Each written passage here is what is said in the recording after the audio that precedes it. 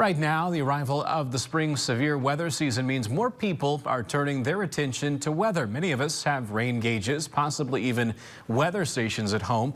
But did you know there is a push to create a statewide network of complex stations in the land of Lincoln?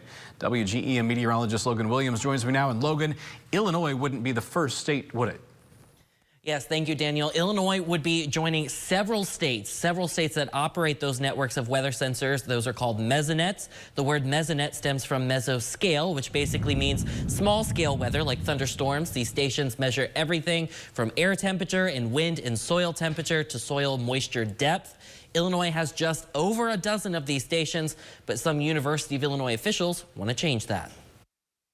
We have 19 stations, and they're doing everything they can. They're really great, but with only 19 stations, we're missing things, such as, tornadoes, such as, severe thunderstorms, such as wind events.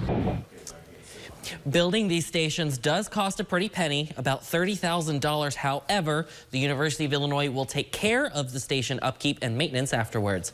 From the Storm Track Weather Center, I'm meteorologist Logan Williams. All right, thank you, Logan. And FEMA offers grant money to communities and organizations interested in adding one of these stations.